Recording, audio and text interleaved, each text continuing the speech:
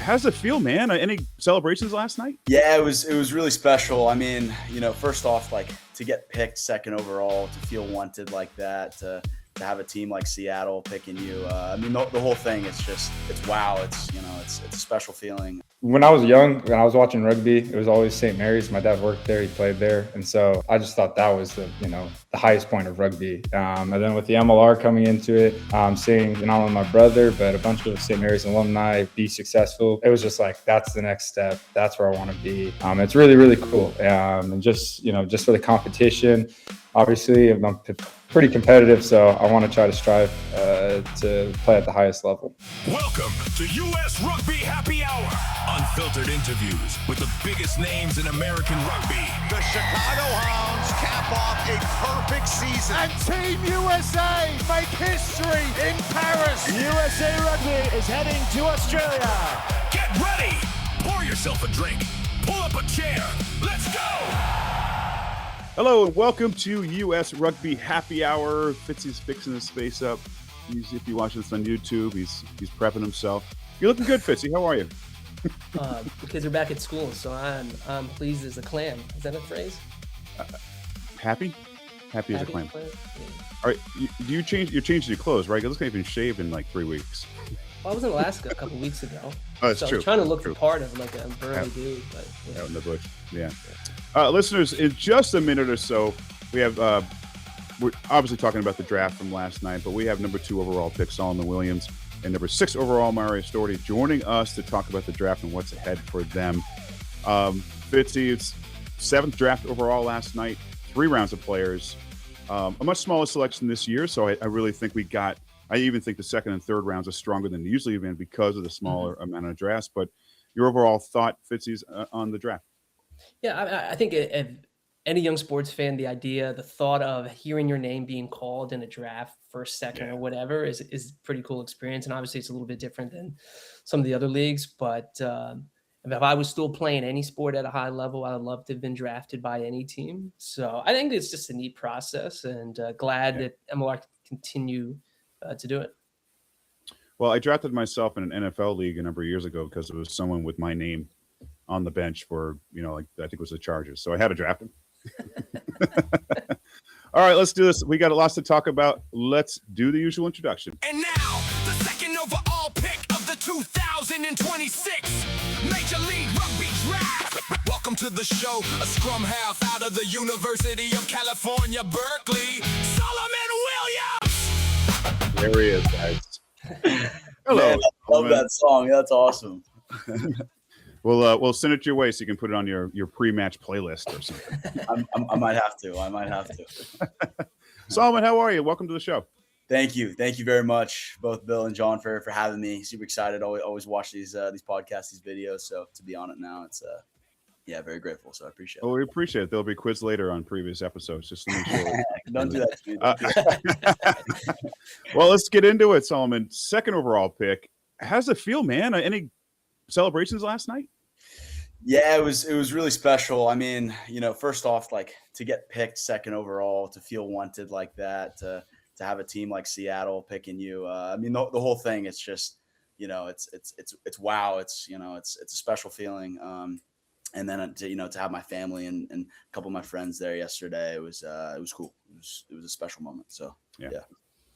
Solomon, let's jump into your background a little bit here. Quick Wikipedia search, right? From Carlsbad, California. For those that don't know, that's just a touch north of San Diego. Now, correct me if I'm wrong, but did you begin playing youth rugby with like the Thunder Rugby Club? So I started playing rugby when I was 6 years old with the Dragons. Played 1 year with the Dragons, and then my dad actually, him and someone else started Thunder. So the year after is when they founded Thunder Rugby, and then from there it was Thunder Rugby from the age of 6 years old to 18, right? So that's kind of the story with that. But I bring that up because I live in Southern California now, and my kids all play rugby. We're in the LA region, South Bay, and I'm one of the youth coaches in the LA Youth Rugby program. So we played Thunder, we've played the Dragons, the Mustangs, Raptors, all those programs. And my overall comment on it is just the amount of growth and the number of kids playing rugby in Southern California is extremely impressive. I don't know if you've seen the growth from when you picked up the ball at age 5 to when you then went off to college. No, it's really amazing. And like for me, when I was, growing up, and then we, going into U18s and kind of nationals, you see like the different teams going in nationals every year. And the years that I was there were 4 teams, from the SoCal area in nationals, right? There was us, Mustangs, Belmont, and Raptors. And so to see that SoCal like kind of representing and having that many teams competing nationally as a U18, as a high school, division is cool to see, and it just shows the growth, especially in SoCal. So let's plant the flag. SoCal rugby is the best for youth rugby around the nation. John said it. What John didn't tell you is things he said about your club when we weren't recording. But don't worry about that. No, you guys smashed us. Don't make me turn on him. No. Yeah. Well, you hate him because it's so good, right? I love it. Solomon, you have a lot of accolades, especially the college level. I mean, USA U18, U23, 3-time All-American. I'm probably going to mess some things up. Rudy Schultz Award winner, of course. No slouch in the classroom as well. Pretty smart dude. No pressure at the next level. I'm just saying, no pressure. Do you? When I say that, like, is that just your mindset, your body, the way you grew up? It's like, I want to go. I want to reach. I want to do more. I want to get better, no matter what it is. Yeah. I mean, I'll start with my parents. Like I've had, blessed to have the parents that I have to push me and have the mindset to always compete and always get better. And then that transitioned into college with having Coach Clark and Coach Billups, and they are, that's what they do. They strive to bring, excellent student athletes, ones that succeed and at the highest level, and they drive that and instill that in you, those values to keep getting better. And they always talk about CPI, constant performance improvement.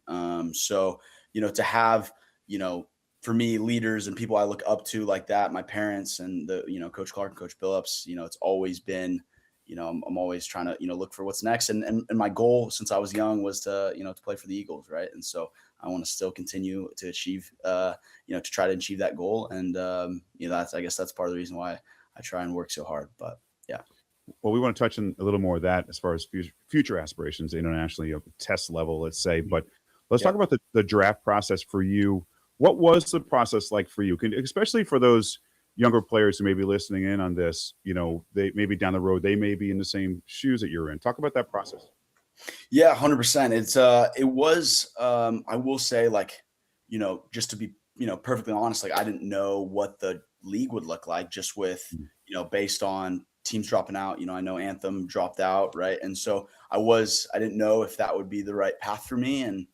But, talking to GMs, talking to coaches, it was great to see that the MLR really is sticking around, and it's got a good platform right now. And especially going into the World Cups. So then I knew, I was like, okay, once I see the security, I had to enter the draft, and that helped me out to make that decision. And the whole process, it was crazy. Obviously, I've talked to a couple teams before the draft happened. But as the draft, anything can happen. Right. And, it worked out where Seattle picked me. It definitely was hectic. One day I thought I was going to one team just with their interest, and then it was another team. So I really didn't know what to expect, and it all worked out. So, yeah.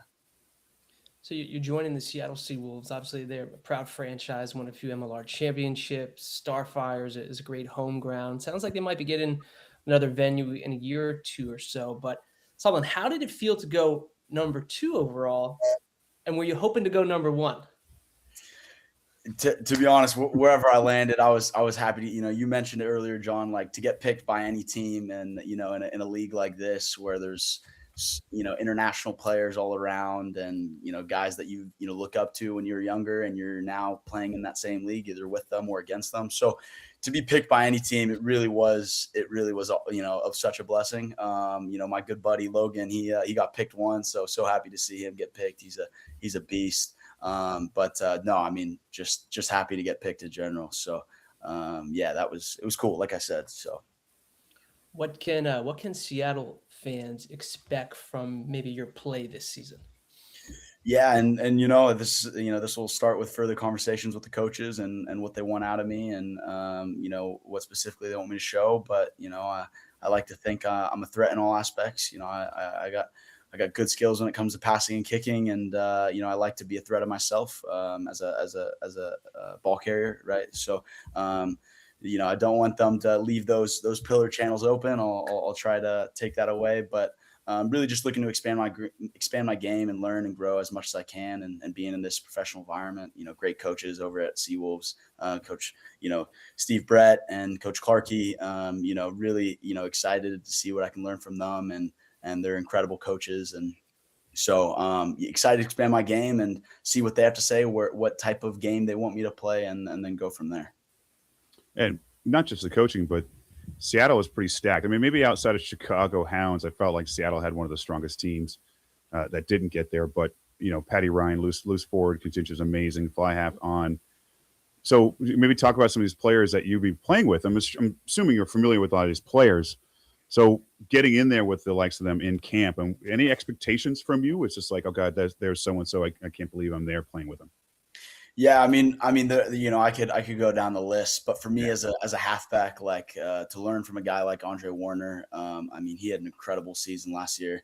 Was a baller. So to learn from him, like that would be a great experience for me, and something where I'm excited to be in that position to just up my game. But yeah, guys like him, guys that I played with, T.I. Vival. Hopefully, he's back, and it'll be good to play with a guy like him who I've played with before. So what other players have you looked up to internationally? Let's say, of course you got Ruben DeHaas, the scrum half. Are there players that, if you had a poster on the wall, like a lot of kids would with their favorite athlete, what would it be as a rugby player? Yeah. So are you saying like in the MLR specifically, or just in general? Yeah, MLR. Yeah, I mean, to be honest, it'd be hard for me to look past the halfbacks, right? As I said, Andre Warner, Gonzalo with Legion. I mean, he was the backs player of the year. I think that's correct from last year. And so what they did, the way Gonzalo pushed the pace, it's something I like to do. Bring that tempo, and so that he's definitely someone I looked up to. As I said, Andre Warner, his kicking game, and his ability to control the field. Guys I look up to. So cool. So, Salman, you touched on this a little bit, the Cal program, such a storied program, large number of capped Eagles. I mean, the list is extremely long. It starts at the top. You mentioned the coaches, Jack Clark and Tom Billups. You won the Rudy Schultz Award, which you were the first Cal player to win that award, which is mind-boggling to me that there weren't other Cal players that had won that previously. But just going back, when you thought about where you wanted to play in college, what made you decide to go up to Northern California and play rugby there? Yeah, to be honest, I'd be lying to you to say if I said I didn't always want to go there. Cal was always kind of the place I wanted to go. For me, when I was growing up, I'd always see on TV, right, the CRCs when it was on NBC. You'd always see Cal winning it, and you'd always see Cal killing it. So seeing that, but then also the combination with the academics. UC Berkeley, #1 public school in the nation. So to have a combination of great rugby and learning that side of things, and then also the academics and being able to get a degree like that, it's always kind of been my dream. And sure, there are other schools that I really liked, but I think I'd be lying to say if Cal wasn't always #1 for me. So if I were to ask you, sorry, go ahead, Bill. No, you're still going. Yeah, I just want to stay on this. If you could just think back to college, if I had to ask you, like, hey, Solomon, what was your most memorable game or most memorable play from college? What springs to mind immediately for you? Yeah, it's a great question, John. I would say that there are two that are in my head. I'll speak of one. I mean, it's hard for me to look past the St. Mary's game, right? A Cal St. Mary's rivalry. There really isn't anything like that. Just the tension in the stadium and the and the surrounding. So it was last year's game. We were down 45-41, I believe. We were at their goal line and we had an advantage, and I did a little chip kick over to my boy Max Threlkeld. He finished it off well. and that sealed the game there. And so that for me was a special moment, just because that game was hectic. They were winning, then we were winning, they were winning, we were winning. I think it was like 7 or 8 different lead changes, and then so to end it that way, it was pretty special. So, yep, a lot of players in this draft just this year, and despite what we were saying before you came on about how small the draft was this year, but number of Cal players, couple St. Mary's, it just seems like there's a lot of quality players. Couple of scrum halves just from Cal. I mean, what is that about? it was. Talk more of that, actually. It's like, how, I don't know what to even ask there. How is that even possible? It was so cool to see my boy, one of my best mates, Cormac Saint.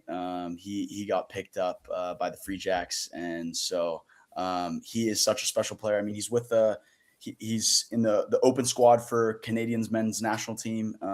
He's a freaking baller, and to see him go with the Free Jacks, super excited for him.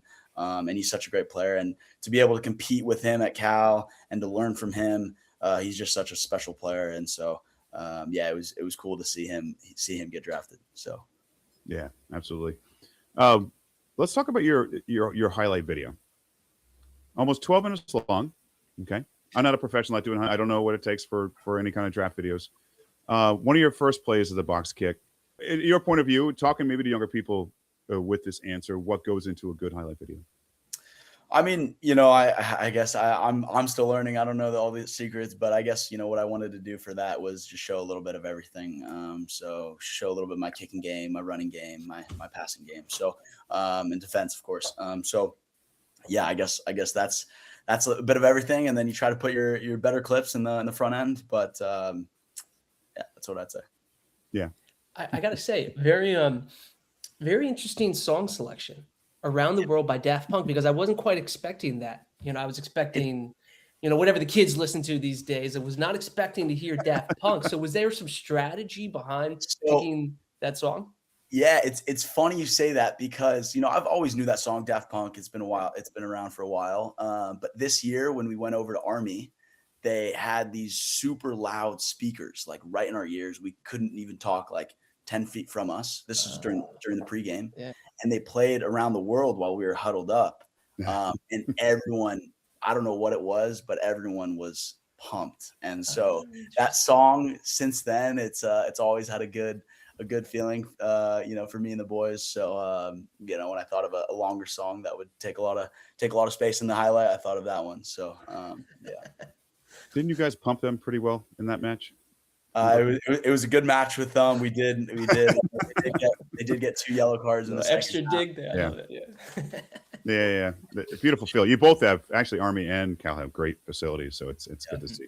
We need more universities like that. Solomon, last thing for you. Let's talk about your future. What are your rugby goals over just the next few years? Yeah, I mean, first off, it's, next year is the 2027 World Cup, and I'm not in the US squad just yet, but I'm hoping to see, do what I can to make that squad, and if not, then I'll look for the, just to, try to debut and become an Eagle. And then there's always the 2031 World Cup, which is, a huge opportunity for many young players like myself to be in the US. That's definitely something that you mark in the calendar and, want to be in that number. So, yeah, 100%. Those are the goals, and as well as the 2028 Olympics. So I will be training with the 7 squad this fall, and be good to be with the team, and get some learnings in. So that's kind of where I'm at right now. So nice, man. Well, hey, listen, Solomon, congratulations on the draft. Good luck with Seattle. Good luck with the USA 7s, USA 15s. Your whatever you do in your future.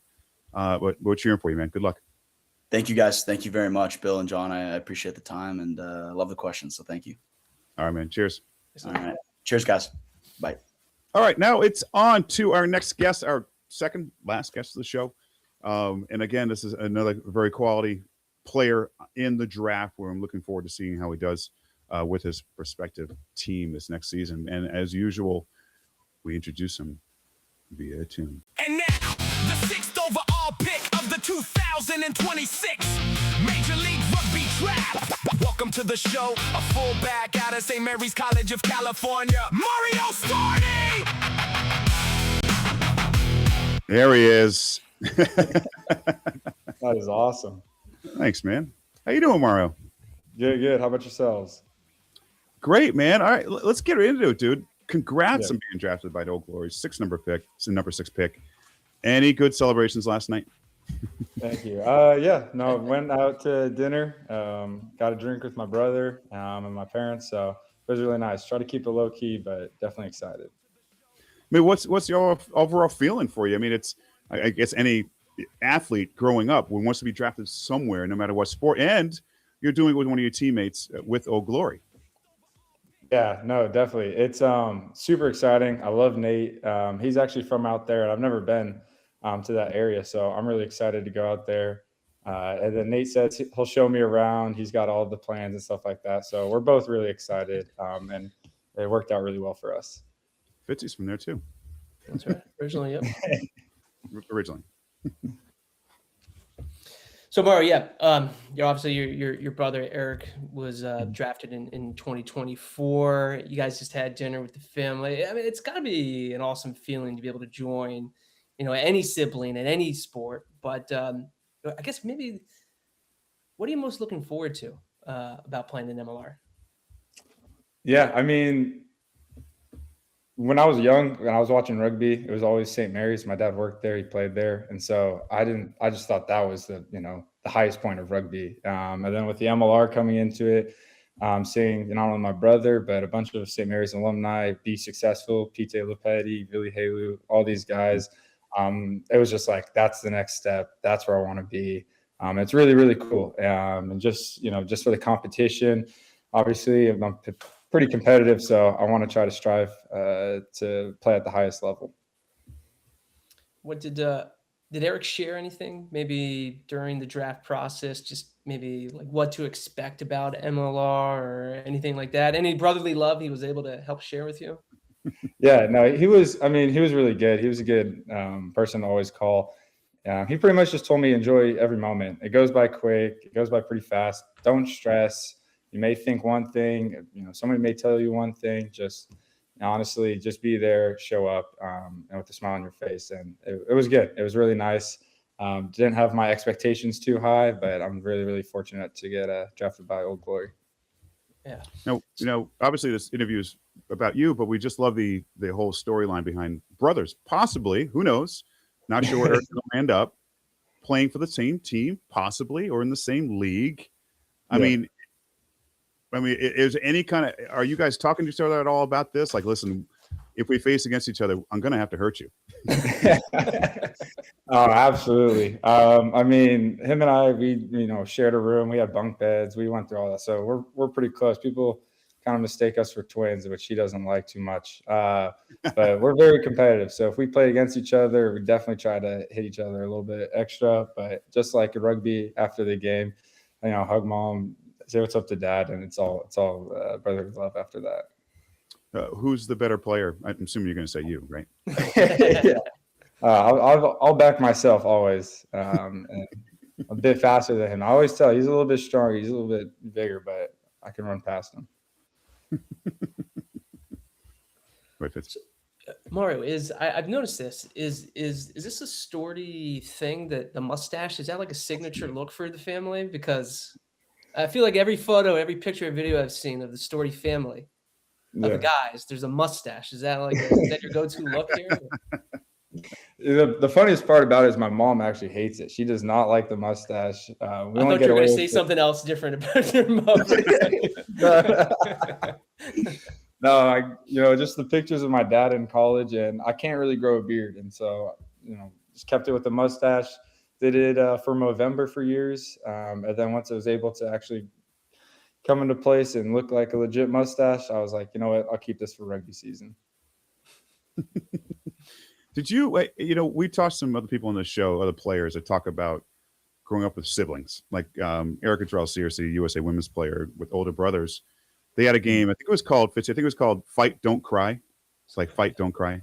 Whoever cried first lost. Did you two have anything like that? Yeah, we didn't call it that, but I mean, it was pretty much ended up like that most of the times. Whatever we played, I got two older sisters, Claire and Lindsay, and so they're older than Eric and I, and they also when we were younger we played this. But just playing hoops, Madden, whatever it may be, pretty much it all ended up in a fight until one of us, which sadly has the baby, would be me crying or running away. Mario, let's jump in a little bit more about the draft process. What was that like for you going into it? Were you having some conversations with MLR coaches? Were you getting a sense maybe of where you were going to end up? Yeah, no, 100%. I had a few GMs reach out to me, and that was really cool. Just hearing from them, hearing how much they were kind of looking into me as a player. And then I spoke to Rich Merriman quite a bit from Old Glory, and so I had a good sense that that was a team that I'd probably end up with. But you never know what happens on draft day. But I'm very fortunate, and I'm excited to continue with Old Glory. Yeah, and I guess in conversations you had with the team, you obviously played in fullback, but players can kind of move around. What are maybe the expectations of maybe where you'll play in the back line for Old Glory this year? Yeah, I mean, I'm open to whatever. The one thing that I've learned throughout my rugby career is you go wherever you're needed, and that's a big thing that we learned at St. Mary's. I was a fly half. I played a little bit of scrum half before, and then he threw me on the wing, threw me at fullback. I played as center, so I'm open to whatever. Just whatever helps the team. However, I can contribute on the field. So I'm okay with whatever position, but I've definitely played a lot more back three and fullback. They're gonna put you at hooker. Do you mind that? If I put on the weight, maybe we'll see. No, they're fit. They're thin guys. We're talking about. Yeah. So, actually, we want to talk a little bit of Old Glory right now. But what does the next what month is this? What's the next 4 or 5 months look like for you? Is it to the grind, staying rugby fit, that kind of deal? Yeah, I mean, I've been playing sevens over the summer. Just was at Rugby Town with Casanovas, and it was amazing. So I'd say I'm still pretty decently fit. I've been keeping in shape. For the next couple of months, I'm actually finishing my master's program at St. Mary's, and so I'll be done with that in October, helping coach and also training with the guys out there, and then trying to get over to Old Glory as soon as I can, just to hopefully play in the academy or just the under teams to start proving myself. Well, it's speaking of proving yourself with Old Glory. I mean, what do you bring to the team? What I mean by that is Old Glory has been so close, but they have good teams that just haven't been able to break that playoff area, get into the playoffs and get further. So what do you have to bring to the team where maybe it could help? Yeah, no, definitely. I'd say just on the rugby side of it, I think I'm a bit of an exciting player. I've got some speed. And then one thing that even a lot of the GMs that were talking to me is kind of that being brave. And that just means I'm willing to put my body on the line, whether somebody's breaking the line, going for a tackle, or also a high ball. And that stuff doesn't seem like a lot, but when you're in the game and you got, guys chasing you down or, running to contest the high ball, it's definitely something that's valuable. And that's something that I think I bring to the table. But then outside of rugby is just, I'm always going to put the team first. I think, ego is the biggest enemy, and I'm excited just, to help out the team as much as I can. Hey, Fitzy, before you jump in. Now, Fitzy moved to California recently. He's was or is still a big Old Glory fan. Yeah. Fitzy, what do you want to see out of Mario? Fullbacks that attack. I love that. Right? Yeah. They press a little bit. They're good under the high ball. They got a good boot. They can kick the ball down the field. Some strategic 50-22s, tackles. Right? Just the simple stuff, the basics. Easy stuff. Really, that's all. Yeah, absolutely. Attacking rugby, that's what I like to see, man. High scores, you know what I mean? Defense is whatever, but no, just kidding. So, Mario, I want to touch a little bit on kind of your background a bit. You grew up kind of in Northern California, right? The Bay Area. Yeah. There's such a hotbed of Bay Area, Sacramento, that kind of larger circle there of some great youth and high school rugby. You played college rugby at St. Mary's, storied program. What made you want to play at St. Mary's, or were you looking at maybe some other schools for college? Yeah. So I was fortunate enough. My dad actually, he went to St. Mary's, graduated 85, and then started working there right after. And then he oversaw club sports and campus rec. So that's rugby falls under that umbrella. So it's kind of like he told me, if you're going to St. Mary's, I'll help you out. I'll pay for college. But if you're going somewhere else, it's up to you. And so St. Mary's, yeah. But I mean, just growing up watching watching legends of Dylan Osley, Kingsley McGowan, Mike McCarthy, Kevin O'Connor, just like these guys that I really looked up to play in the same jersey as them was always a dream. And that goes for my brother as well. So, and also to play again with him, it was really, really cool. And definitely, I did talk to some other teams. I know I met surprisingly with Cal. And I tried to get into Brown, but sadly the GPA, they wanted a little bit higher, but St. Mary's was definitely the place I wanted to be. Very cool. And great. I mean, there's a few universities out there, Cal, that have very professional level programs. Do you see like that background, those last 4 years, whatever, really pushing you to that next level? Like it doesn't stop now. Like, are you just going to take that with you and not just move on from it? Oh, 1000%. I mean, I think that Tim O'Brien, the head coach, does a tremendous job. He volunteers, so that's just crazy as it is. But then he teaches you a lot of lessons. And the biggest thing that he taught me is, be a student of the game.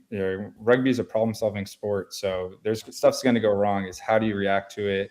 And then going forward is just like, what can I bring to the table to help the team win? And sometimes you can't do it all. So you have to rely on other people, and you also have to be able to work well with other people. And so there's so many different aspects of the game that you don't realize. And so you're always constantly learning and adapting day by day.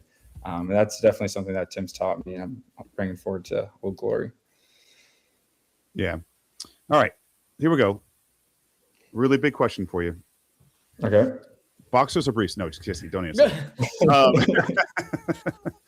Now, you've seen your brother in the USA, USA jersey, and I'm sure he shared with you the emotions of pulling on that jersey.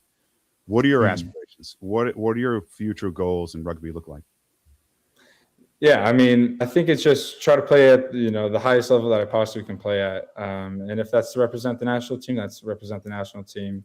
Obviously, nothing's given, everything's got to be earned. And so I got to put in the work, and I got to show that, I can represent the country and I can play at that level. But I just love rugby. I love to compete. And so I love the whole process of, a team getting together and, those preseason and then getting into the season. It's just awesome. And so that's something that I'm looking forward to. And also, if the opportunities are there, definitely go out and, give it my best. Absolutely. Fitzy, any words of wisdom from Mr. Storti before he goes? Words of wisdom. Kick it high, kick it straight. Commit to the tackles. Yeah, that's it. That's, just simple. That's why. I coach kids, so I have to keep the message very simple. Otherwise, yeah, no, it's perfect. They're just like, what are you talking about? Old guy, get a haircut. So like, yeah. Oh, that's great. Well, that's Mario, Mario, thanks for coming on. Just full disclosure, I am a New England Free Jacks fan. I do respect Old Glory. Okay. However, and I also do expect to see you after one of the matches saying hello. That's the requirement to come on this episode. Most guys run away from me after the game, but that's all right. I expect you to stick around and say hello. Gotcha. But seriously, good luck. Good luck with Old Glory. In the future.